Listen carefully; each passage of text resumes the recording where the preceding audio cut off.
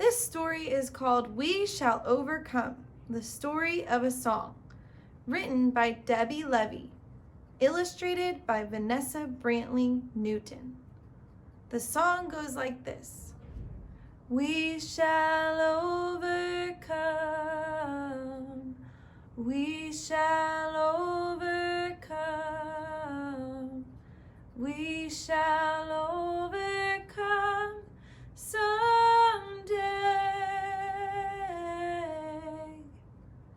Deep in my heart, I do believe we shall overcome someday.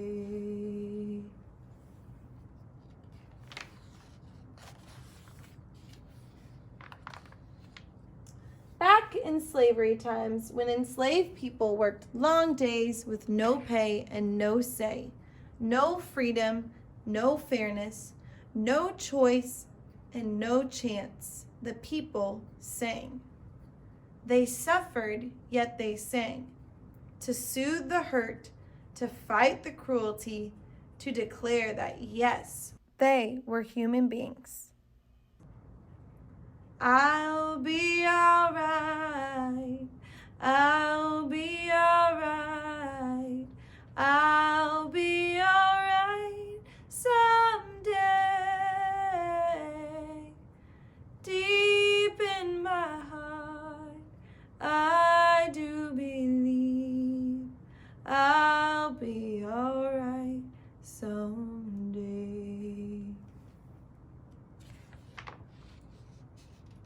It took a war, the Civil War, to end slavery. But even after, white people treated black people as less than fully human, excluding them, ignoring them, blaming them, even attacking them, all because of the color of their skin. Black people were no longer slaves, it was true, but they were not truly free. Still, they believed things would get better. Still, they sang. I'll overcome someday. I'll overcome someday. I'll overcome someday. If in my heart I do not yield, I'll overcome someday.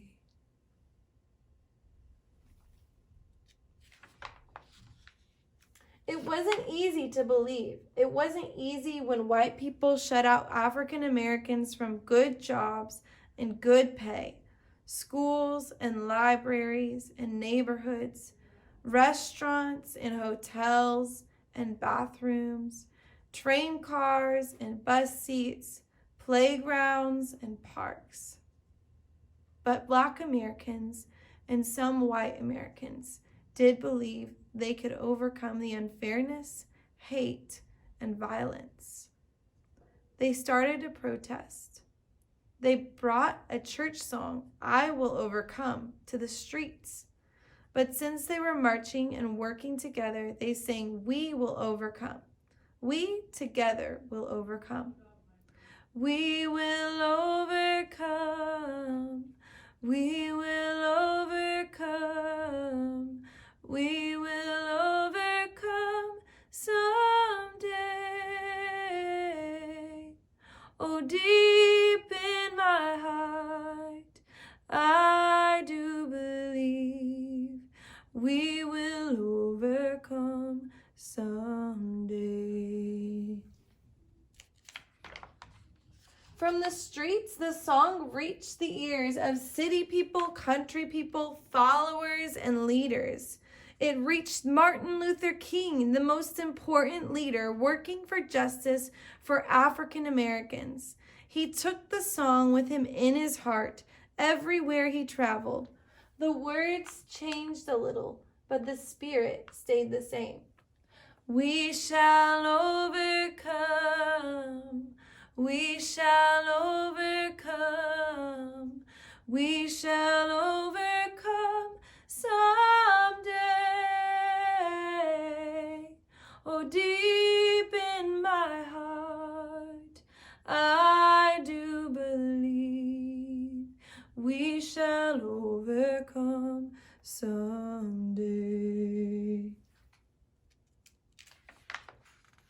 There were many forms of race hatred and many ways to fight it. Some students fought by sitting down in the restaurants and asking to be served. They didn't ask for free food. They didn't want special service. They just wanted to buy a meal like any white person could. The students sat and sat, waiting for hamburgers, donuts, and sodas that never came. The students sat and waited until they were arrested, and as they were taken away to jail, they sang, "We are not afraid. We are not afraid. We are not afraid today."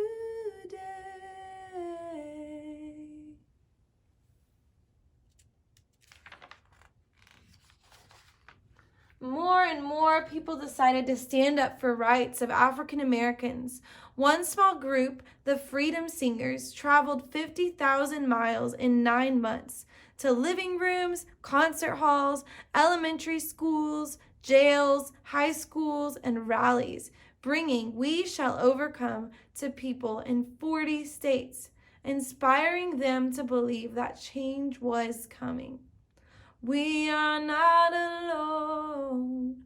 We are not alone. We are not alone today. Deep in my heart, I do believe we are not alone today. The biggest gathering of people united in support for fairness for African Americans took place in the nation's capital. Marching towards the Lincoln Memorial, hundreds of thousands of people, black and white and young and old, joined hands, joined voices, and sang, "We'll walk hand in hand. We'll walk hand in hand. We'll walk hand in hand someday." Deep in my heart, I do believe we'll walk hand in hand someday.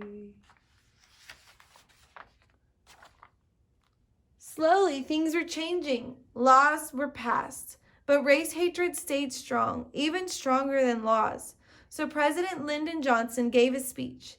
His ancestors once held slaves in Texas and Georgia, but President Johnson looked out at the millions of people watching him on television, spoke of equal rights, human rights, and voting rights for African Americans, and recited the words of the song.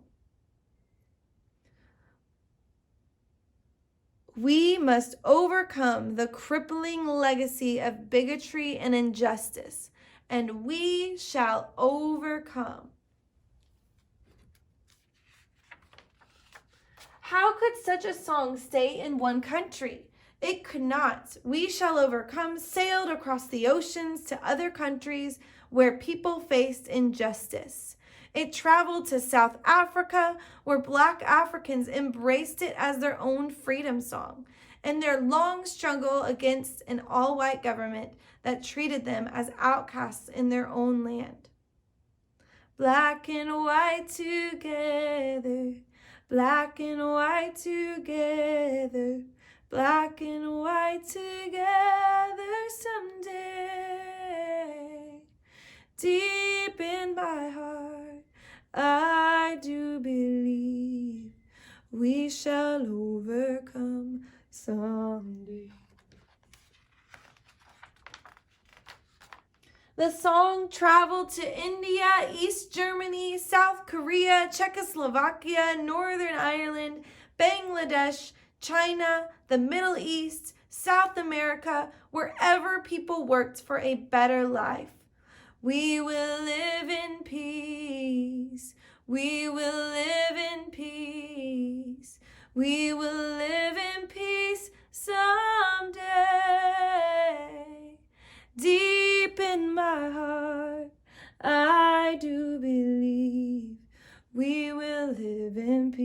someday.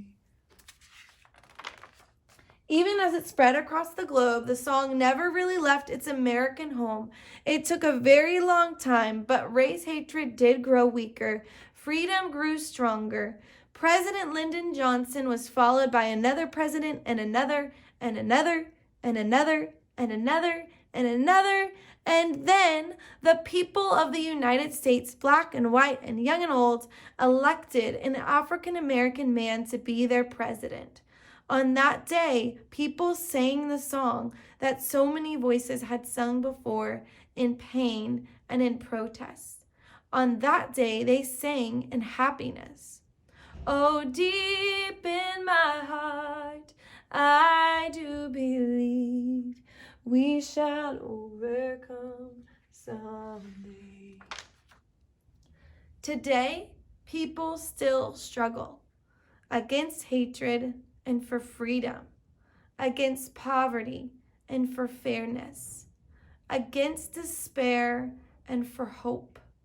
We still sing. We sing to declare that yes, we are all human beings, deserving of respect, sharing the same planet, the same future together.